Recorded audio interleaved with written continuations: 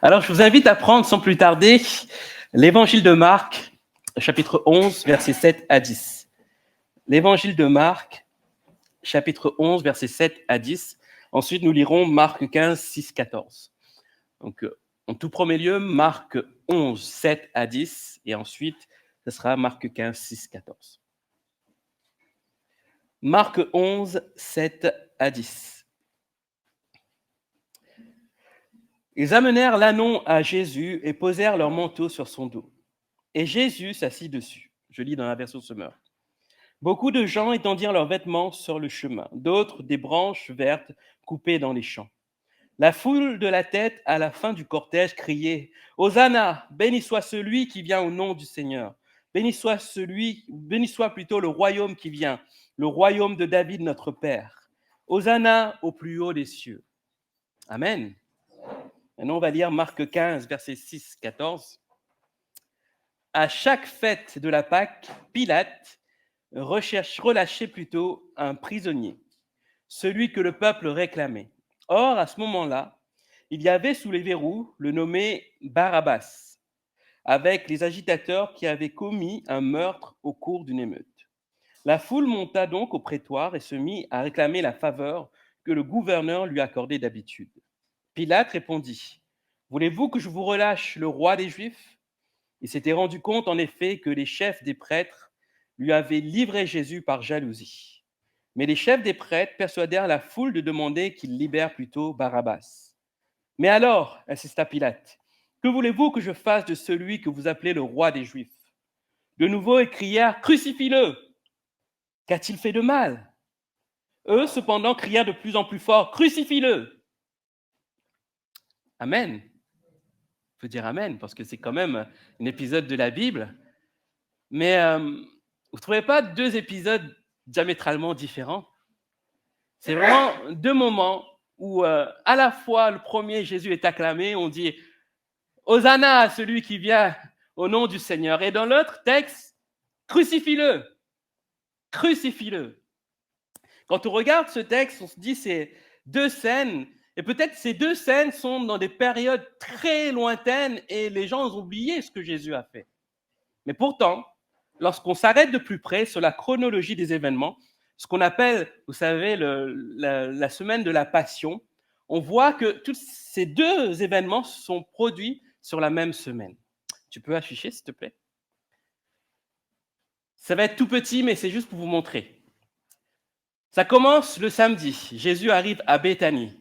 Le dimanche, la foule vient voir Jésus. Le lundi, l'entrée triomphale à Jérusalem. Le mardi, Jésus, vous savez, il marche avec ses disciples, il voit un figuier qui n'a pas de fruits et il a faim. Qu'est-ce qu'il fait ? Il maudit le figuier. Ça se passe le mardi. Et le même mardi, il chasse les vendeurs du temple. Le mercredi, il repasse devant le figuier, il voit que le figuier est flétri. Ensuite, le mercredi, encore, il y a la controverse au temple, le discours sur le mont des Oliviers. Le jeudi, le dernier repas, la trahison, arrestation de Jésus, procès devant Anne et Caïphe. Et le vendredi, c'est le procès devant le Sanhédrin, le procès chez Hérode et Pilate, la crucifixion est mise au sépulcre. Samedi, Jésus est dans le sépulcre. Et le dimanche, c'est la résurrection. Tu peux mettre la frise derrière, elle est un peu plus grande. Enfin, légèrement plus grande. Juste pour vous dire que du lundi au jeudi, avant que Jésus soit crucifié, il s'est passé des choses. Il s'est passé des choses et le texte nous dit que rien que cette œuvre surnaturelle, lorsqu'il va maudire le figuier, c'est pas quelque chose de commun, n'est-ce pas ? Est-ce que vous êtes déjà arrivé de maudire une plante ? Je ne sais pas, peut-être vous êtes en colère, vous dites il n'a jamais produit de fruits. Je ne suis pas sûr que la plante va sécher derrière, en un jour ou 2 jours. C'est quand même une œuvre surnaturelle que Jésus a fait. Et le texte ne nous dit pas non plus les autres œuvres que Jésus a fait, parce que la Bible ne relate pas tout ce que Jésus a fait. Et pourtant, dans ce laps de temps, du lundi au jeudi, Jésus a continué à se montrer comme ce roi des rois, comme celui qui vient au nom du Seigneur, comme peut-être pour certains un prophète, pour certains un envoyé de Dieu, un homme de Dieu, et pour d'autres le Fils de Dieu, le Messie. D'ailleurs, lorsqu'ils vont crier Hosanna au plus haut des cieux, ils reconnaissent en Jésus le descendant de David. Donc Jésus n'est pas n'importe qui. Alors on est tenté de dire, mais qu'est-ce qui s'est passé entre le lundi et le jeudi? Pourquoi ce changement? Est-ce que c'était les mêmes personnes qui étaient là dans la première partie, dans la deuxième partie? Est-ce qu'il y a eu comme un lavage de cerveau, un trou de mémoire, Alzheimer pour tout le monde et personne ne sait plus qui est Jésus? On va le voir ce matin. On va voir pourquoi il y a eu ce changement. Et est-ce que ce changement impacte la vie des personnes, a impacté la vie des personnes de l'époque, a impacté aussi l'œuvre de Jésus, l'œuvre de Dieu, le plan de Dieu par rapport à l'humanité? J'ai intitulé mon message de ce matin « Inébranlable ». Inébranlable. Et lorsqu'on parle de ce mot inébranlable, c'est un adjectif qui est souvent utilisé lorsque nous voulons mettre l'accent sur quelque chose de solide, quelque chose qui ne peut se compromettre, quelque chose qui ne change pas. C'est inébranlable, c'est quelque chose dans lequel on peut vraiment se tenir et se dire, voilà, ça ne bougera jamais. Ce matin, j'aurais pu vous conduire dans un message et vous affirmer que Jésus est inébranlable. C'est la vérité. Jésus inébranlable. Amen. Mais ce matin, j'aimerais qu'on puisse parler de ce mot, mais plus d'une autre manière. J'aimerais ce matin parler de nous, de notre foi. Comment vivons-nous notre foi? Est-ce que notre foi est inébranlable? Est-ce que notre foi est à toute épreuve? Sommes-nous si constants dans notre rapport à notre Dieu? Un peu comme ce peuple d'Israël. Là, on peut dire qu'il n'était pas constant. Il n'était pas ces personnes inébranlables, parce que les mêmes qui étaient là acclamant Jésus, on les voit après qui disent haut et fort, crucifiez-le plutôt. Et les hommes et les femmes de cette époque, pourtant, ont vu Jésus de leurs yeux. Et ils l'ont peut-être touché, Jésus les a peut-être guéris. Et cet épisode-là, c'est après la multiplication des pains, des poissons, etc. Il y a eu des grandes œuvres que Jésus a faites. Jésus était à l'apogée de son ministère. Et pourtant, ils n'ont pas été inébranlables. Et pourtant, la Bible dit que beaucoup crurent en lui. Où sont ces personnes? Pourquoi ces personnes ne sont pas manifestées en se disant « Mais non, il ne faut pas le crucifier. Non, c'est faux, il a fait des choses. Il n'est pas un simple homme. Il est venu de la part de Dieu. C'est un homme bien. » Et dans la foule, pourtant, plusieurs ont crié « Crucifie-le. Crucifie-le. » Alors, ma première question que j'aimerais vous poser, devons-nous être inébranlables? Est-ce que Dieu nous impose d'être inébranlables dans notre foi? Non. Heureusement d'ailleurs. Et j'aimerais vous rassurer sur ce fait, je crois que Dieu ne demande pas à ses enfants d'être inébranlables, c'est-à-dire sans faille, mais plutôt d'y tendre en fait. De chercher à être vraiment sans faille. Parce que si nous ne cherchons pas à être sans faille, on va dire, bon, c'est bon, il y a le péché, bon, c'est salé. C'est pas ça, en fait. Mais Dieu n'attend pas de nous que nous soyons parfaits. Il sait que nous sommes imparfaits. Il sait que nous sommes tiraillés et soumis au péché, à la chair plutôt, pas soumis au péché, parce que Jésus, lui, il a vaincu le péché à la croix. Nous ne sommes plus esclaves du péché. Nous ne sommes plus soumis au péché. Mais la chair est là et nous fait tendre vers le péché. Mais Jésus sait cela. D'ailleurs, Hébreux 4,15 nous dit ceci, « Nous n'avons pas un souverain sacrificateur qui ne puisse compatir à nos faiblesses. Au contraire, il a été tenté comme nous, en toutes choses, sans commettre de péché. » Ce texte nous dit que Jésus, en tant que souverain sacrificateur, Jésus, celui qui était au-dessus de toutes choses, lui aussi a connu la tentation. Il sait ce que c'est que d'être faible. Mais Jésus, lui, n'est pas allé jusqu'à pécher. Il n'a pas succombé à la tentation. Et lorsque ce texte nous dit cela, il nous dit que de même, Jésus sait que nous pouvons être tiraillés face au péché. Nous pouvons subir une pression telle que nous pouvons nous sentir faibles. Mais contrairement à Jésus, nous sommes susceptibles de tomber. Nous sommes susceptibles de pécher. Nous sommes susceptibles de nous éloigner de Dieu. Et ce texte nous dit que Jésus compatit à nos faiblesses. Et l'auteur est en train de dire que Jésus connaît la pression, connaît les difficultés que nous pouvons traverser et nous pousser vers la faiblesse. Il y a 3 ans de cela, je ne sais pas si vous vous souvenez, peut-être c'est loin chez vous, il y a 3 ans de cela, nous sommes passés par plus de 55 jours de confinement. Vous vous souvenez? 55 jours de confinement. Peut-être que vous ne vous souvenez plus du nombre de jours, mais c'est 55 jours. Je vous le rappelle encore. 55 jours de confinement. Et ce qu'on peut remarquer, c'est que ce confinement a été parfois bénéfique pour les chrétiens. Beaucoup se sont retrouvés avec Dieu, ils ont retrouvé une nouvelle fraîcheur avec Dieu. Mais malheureusement aussi, beaucoup ont lâché la main de Dieu. Et pourquoi vous parlez de cela ce matin? C'est que ça nous montre que nous ne sommes pas infaillibles. Nous ne sommes pas des chrétiens qui devons toujours être au top. Les chrétiens qui ont lâché la main de Dieu, est-ce que ça fait d'eux des mauvais chrétiens? Je ne pense pas.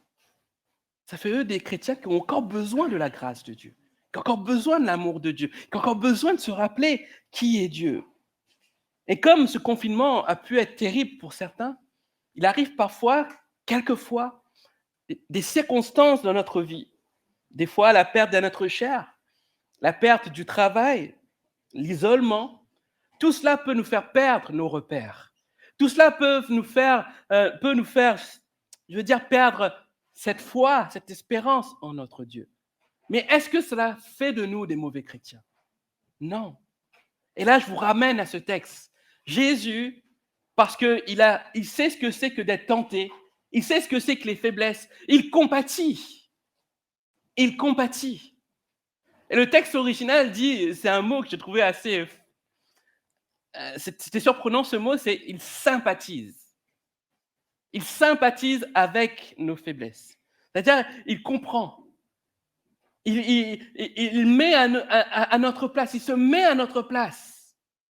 Et ce matin, au travers de ce texte, j'aimerais vraiment, peu importe dans l'état dans lequel vous êtes, peut-être vous vous dites « je suis loin de Dieu », vous rappelez que Jésus connaît votre état. Il n'est pas là à vous condamner. Il n'est pas là à vous dire comme ça « tant pis, next, je passe à un autre chrétien ». Jésus est toujours celui qui est là, qui compatit à nos faiblesses, qui compatit à nos faiblesses. Maintenant, ce qu'il nous demande, c'est pas seulement de dire « Ah Seigneur, tu compatis, c'est bien, je continue ma vie. » Je compatis, mais j'ai cette main tendue vers toi. Prends-la. Prends-la. Il n'est jamais trop tard. Il n'est jamais trop tard. C'est l'œuvre de Jésus-Christ. C'est ce qu'il veut nous laisser comme message. Il n'est jamais trop tard. Quelquefois, nous sommes aussi dans une telle attente d'un renouveau, d'une nouvelle saison ou d'un changement radical, que lorsque cela n'arrive pas, nous laissons tout tomber. Je ne sais pas si ça vous est déjà arrivé. On est dans cette attente. On se dit, voilà, c'est bon. C'est mon année, Seigneur. C'est mon année. Oui, tu vas faire, Seigneur. Et l'année passe, on est en juillet. On ne voit toujours pas le changement. Je dis, Seigneur, il reste août, septembre, octobre, novembre, décembre. 5 mois, Seigneur. Et là, petit à petit, les mois passent. Et c'est comme un désespoir. Et on se laisse vraiment abattre par les circonstances. On pense que Dieu nous a oubliés. On pense que Dieu ne va plus agir. Mais pourtant, ce n'est pas ce que le Seigneur nous dit dans sa parole. Il reste le même. Et c'est un peu ce qui est arrivé à ce peuple qui est venu acclamer Jésus à son arrivée à Jérusalem. Lorsque Jésus arrive à Jérusalem, il était certainement accompagné de pèlerins qui venaient aussi célébrer la Pâque. Et à cette occasion, les Juifs ont l'habitude d'entonner à haute voix une série de 6 psaumes, 113 à 118. Et ces 6 psaumes, ils les connaissent par cœur.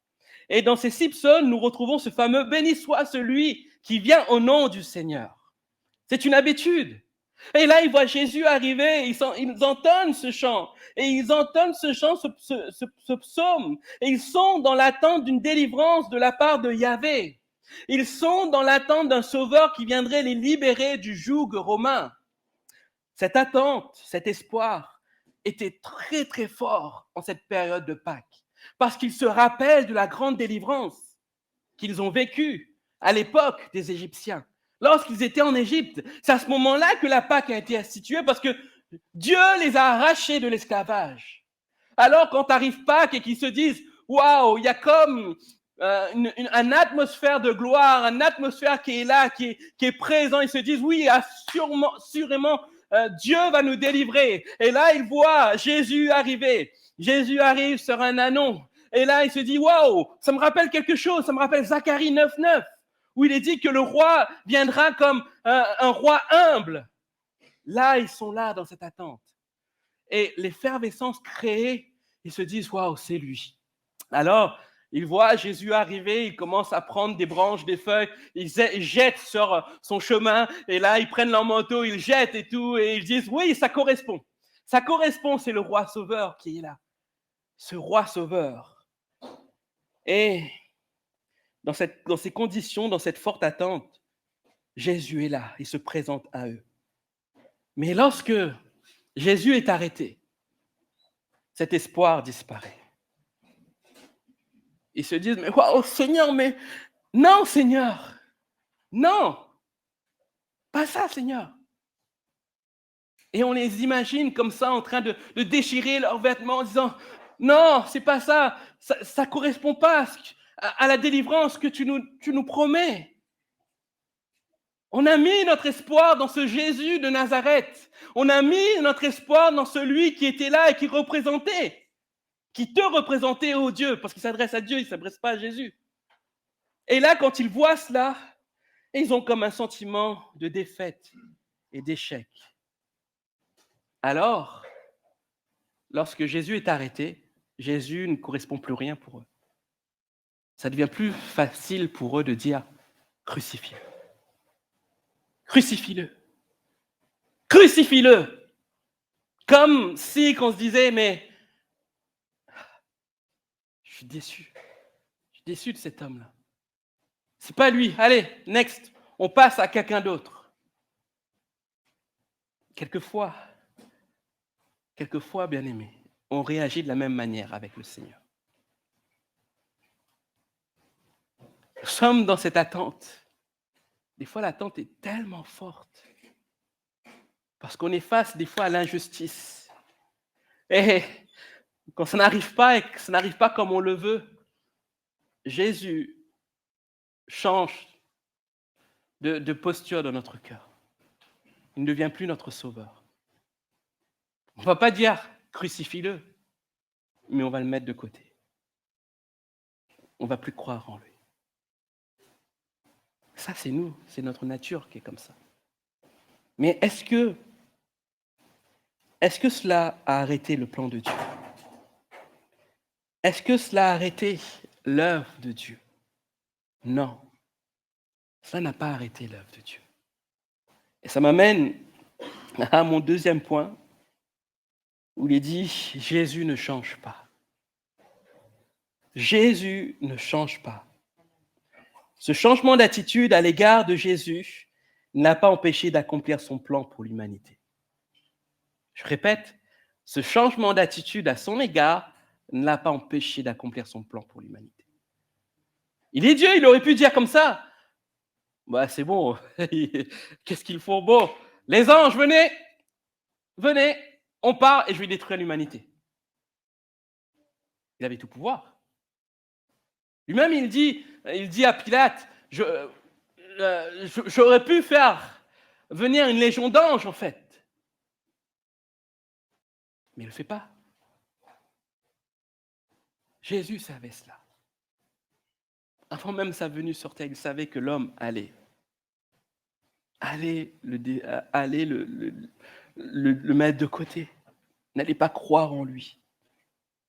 Jacques 1,17 dit ceci, « Toute grâce excellente et tout don parfait descend d'en haut du Père des Lumières, chez lequel il n'y a ni changement, ni ombre de variation. » Amen. Chez lequel il n'y a ni changement, ni ombre de variation. Lorsque Dieu a choisi d'envoyer son Fils unique sur terre, il avait un but précis. Et c'était quoi ce but? Réconcilier l'homme avec Dieu et le sauver d'une mort éternelle. C'était son but. Et ce plan-là n'a pas évolué d'un iota. Au-delà des circonstances, de l'attitude des personnes, du manque de foi, de la déception de certains, Dieu avait un plan. Et Dieu avait un plan pour l'humanité. Et ce plan demeure encore pour nous. Jérémie 29, 11 dit, car je connais les projets que j'ai formés sur vous, dit l'Éternel.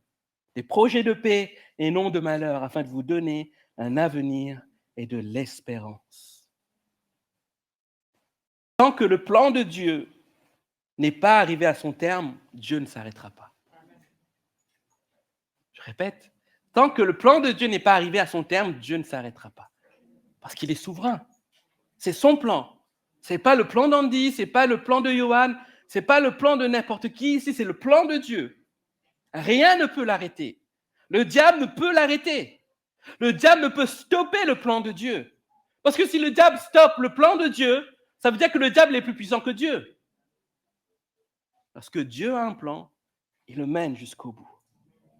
Mais heureusement que l'action de Dieu dans nos vies n'est pas proportionnelle à notre capacité à être constant à son égard.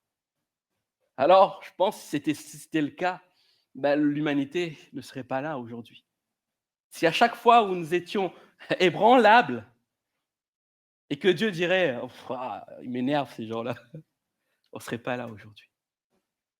Mais dans son amour, dans sa compassion, dans tout ce qui va dégager comme énergie, comme œuvre pour l'humain, il nous montre qu'il est compatissant. Il nous montre que malgré nos faiblesses, malgré qui nous sommes, il nous aime et qu'il nous laisse encore l'opportunité. Mais jusqu'à quand? Jusqu'à quand, bien-aimés? Lorsque le Seigneur viendra, il sera trop tard. Souvenez-vous, la parabole des 10 vierges folles et sages. Ce n'est pas après qu'il faut se réveiller. Souvenez-vous aussi de la parabole de l'ivraie. Le blé et l'ivraie. Le blé et l'ivraie se ressemblent. C'est même forme. Et lorsque le serviteur découvre dans la parabole de Jésus que l'ivraie a été semée par un méchant et dit au maître, est-ce qu'on l'arrache? Il dit non, parce que l'ivraie s'est entremêlée avec le blé. Parce qu'en arrachant l'ivraie, on risque d'arracher le blé. Et qu'est-ce que va dire le maître? Il va dire, attendons la moisson. Et à la moisson, c'est là qu'on va différencier le fruit. Et là, on pourra enlever l'ivraie et le jeter au feu. Ne soyons pas de l'ivraie, ressemblant à des chrétiens. Ayons vraiment toutes les normes, toutes les coutumes, toutes les traditions, mais soyons vrais dans notre cœur. Pour que lorsque le Seigneur viendra, nous ne soyons pas jetés dans le feu de la géhenne. Bien-aimés, c'est important de faire le choix aujourd'hui. Souvent, ce qui bloque les personnes, c'est qu'ils se mettent une pression que Dieu ne les a jamais donnée d'avoir, en fait. Ils se disent, il faut que je sois parfait pour Dieu. Hier, je parlais à un jeune, et il va se reconnaître, et il disait, je ne voulais pas m'engager dans le baptême parce que pour moi, dans ma tête, il fallait que je sois parfait. Et on a tous eu cette pensée, n'est-ce pas? Ah, il faut que je sois parfait, il faut que je sois parfait. Mais est-ce que Dieu attend de nous que nous soyons parfaits? Bien-aimé, tu as peut-être arrêté la course parce que tu as fait quelque chose et tu te dis, aux yeux de Dieu, je ne suis plus rien. Détrompe-toi. Dieu sait que tu es ébranlable. Maintenant, il est temps pour toi de relever la tête. Il est temps pour toi de revenir vers le Père. Il est temps pour toi de dire, Seigneur, je sais que je suis imparfait. Je sais que tu sais que je suis imparfait. Maintenant, dans ce côté imparfait, je viens vers toi, tel que je suis, Seigneur. Et je veux que tu me pardonnes. Je veux, Seigneur, que tu me restaures. Seigneur, je ne veux pas ce statu quo, Seigneur. Parce que ce statu quo nous emmène loin de Dieu. Vous savez, on a fait cette remarque. Beaucoup de chrétiens ne sont plus venus à l'église après le confinement. C'est souvent des chrétiens qui étaient perfusés au culte. Et quand le culte physique a été coupé entièrement, la perfusion a été coupée. Et je sais pas, je parle à des infirmières, Carole, si on coupe une perfusion vitale, la personne va mourir. Et c'est ce qui s'est passé en fait. Beaucoup de chrétiens sont morts spirituellement, mais pas forcément morts éternellement. Ok? Morts spirituellement parce que leur perfusion, ce qui les tenait à Dieu, était coupé en fait. Vous savez, j'ai l'intime conviction, et ça ne tient qu'à moi, je ne parle pas en tant que prophète, Dieu a permis ce confinement, Dieu a permis ce qui s'est passé pour un réveil dans les cœurs. Dieu a permis cela pour que nous, chrétiens qui étions endormis, étions habitués à nos cultes, là on a fait un changement, on est passé de 9h30 à 10h, peut-être qu'il y en a qui disent « Ah non, j'aime pas ça, je préfère 9h30 ou 11h30, je vais dormir moins ». C'est du confort, bien aimé, c'est du confort. Et Dieu nous sort de ce confort pour nous dire « Mais réveille-toi, réveille-toi, toi qui dors. » Amen. Vous savez, de plus en plus, il y a des personnes qui nous rejoignent ici dans nos églises, qui ont connu le Seigneur seuls, dans leur chambre, qui sont convertis seuls. Pour moi, c'est des signes. Dieu est en train de toucher. Là. Dieu est en train vraiment d'anticiper son avènement. Nous, en tant que chrétiens, que faisons-nous? Nous contentons seulement de The Happy Face le dimanche? Ou voulons-nous vraiment dire, Seigneur, je ne veux plus m'endormir, me tenir debout devant toi. Je ne veux plus me laisser culpabiliser, mais vraiment, Seigneur, être là pour toi. Vous savez, la culpabilité qui nous mène à la mort ne vient jamais de Dieu. La culpabilité qui vient de Dieu nous mène à la repentance. Si mon frère, ma sœur, tu te sens encore coupable et que ça ne t'emmène pas vers la repentance, ça ne vient pas de Dieu. Dieu veut que tous parviennent à la repentance. Alors ne reste pas dans ce statu quo. Peu importe ce que tu as fait, peu importe ton péché, Dieu désire te toucher. Dieu désire te relever. Dieu désire te dire aujourd'hui, rien n'est fini. Peut-être ça fait 30 ans que tu es comme cela et tu dis, je cherche un renouveau. Le renouveau est à ta porte, bien-aimé. Juste toi, juste faire ce pas, de dire, je crois en cela, Seigneur. Et je tais les mensonges du diable qui m'éloignent de toi. Amen. Psaume 130 nous dit ceci, si tu gardais le souvenir des iniquités éternelles, Seigneur, qui pourrait subsister? Mais le pardon se trouve auprès de toi, afin qu'on te craigne.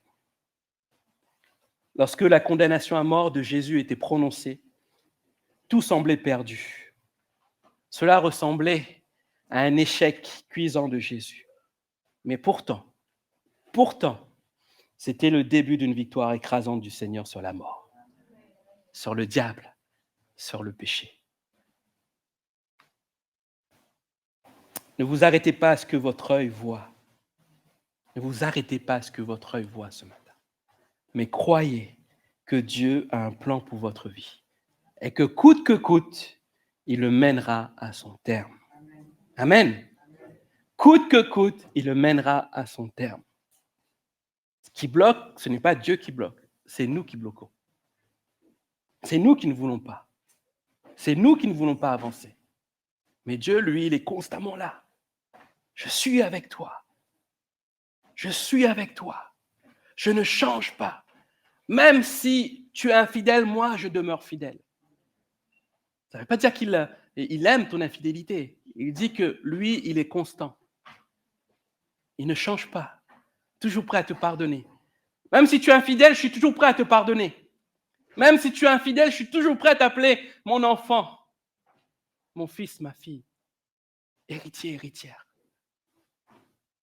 C'est l'œuvre que Jésus veut te laisser ce matin dans ton cœur. En conclusion, je vais lire avec vous 2 Corinthiens 12, 10 qui dit ceci. C'est pourquoi je me plais dans les faiblesses. C'est Paul qui parle. Dans les outrages, dans les calamités, dans les persécutions, dans les détresses. Pour Christ, car quand je suis faible, c'est alors que je suis fort. C'est Paul qui disait. Et Paul connaissait ses faiblesses. Il parle souvent des chardes dans la chair. Mais malgré cela, Dieu l'a utilisé. Il est allé au bout de son plan pour sa vie. Et lorsqu'on regarde les grands personnages de la Bible, bien-aimés, nous pouvons voir que Dieu a employé des personnes qui ont connu des échecs. Des personnes qui n'ont jamais été inébranlables, mais qui pourtant ont été décrits comme des héros de la foi. Réfléchissez à Abraham. Abraham le patriarche. Abraham était un menteur. C'est fou. Abraham était un menteur. Pour sauver sa peau, il a plusieurs fois menti, au risque et péril de son couple. Et pourtant, il a été connu comme l'ami de Dieu. Pensez à Jacob. Jacob pouvait être considéré comme un tricheur et un escroc. Oui, c'est vrai. Il a volé à son frère son droit d'aînesse. Mais ça n'a pas empêché Dieu de l'élever avec le nom d'Israël, lutteur avec Dieu. Pensez aussi à David. David n'a pas hésité à sacrifier son meilleur soldat pour avoir la femme de celui-ci. Et pourtant, Dieu dit de lui, c'était un homme selon mon cœur. Est-ce qu'on peut penser à Jonas aussi, qui n'a pas pleinement coopéré avec Dieu? Il a résisté à la volonté de Dieu dès le départ. Et lorsqu'il arriva à Ninive et il prêcha, il y eut un grand réveil, le plus grand des réveils de l'époque. Une ville tout entière s'est repentie. Dieu l'a utilisé, malgré son manque de coopération. Marc aussi a eu la même attitude que Jonas. Marc a abandonné Paul dans une œuvre missionnaire, au point que Paul pensait qu'il n'y avait plus rien à en tirer de lui. Paul, lui, l'humain, a dit rien à faire de lui. C'est fini. Et c'est ce qui se passe aussi. Souvent, on dit, telle personne, il n'y a plus d'espoir. Humainement, on dit, il n'y a plus d'espoir. Mais pourtant, Dieu va utiliser Marc. À tel point que, plus tard, dans 2 Timothée 4:11, Paul va dire, il m'est utile dans le ministère. Tous ces hommes avaient un point commun. Ils n'ont jamais été inébranlables. Alors tu peux dire, je ne suis pas un Paul, je ne suis pas un Abraham, je ne suis pas un Jacob, je ne suis pas un David. Oui, mais eux aussi, ils étaient comme toi. Eux aussi avaient des faiblesses. Eux aussi ont déçu Dieu. Mais Dieu n'a jamais rayé leur nom. Parce qu'à chaque fois, ils venaient vers le Seigneur d'un cœur sincère. J'aimerais qu'on puisse terminer avec ce chant « Bénis Dieu, ô mon âme ». Et nous rappeler que quelquefois, nous n'arrivons pas à ouvrir nos bouches pour parler à Dieu parce que les circonstances sont là, si fortes. Peut-être dû à une colère face à une situation, on en veut à Dieu, on est en colère contre Dieu. Et des fois même à des déceptions, peut-être à une honte vis-à-vis de Dieu. Et on a du mal à ouvrir nos bouches et à célébrer Dieu. J'aimerais ce matin qu'on puisse prendre ce chant en disant dans notre cœur, comme le psalmiste, « Bénis Dieu mon âme ». Je t'ordonne, bénis Dieu mon âme. Peu importe ce que j'ai fait, bénis Dieu mon âme. Seigneur, je reviens vers toi. Seigneur, ce matin, je ne veux pas me laisser aller par les mensonges du diable. Ce matin, je me lève, Seigneur, et je crie haut et fort, je suis ton enfant. Amen.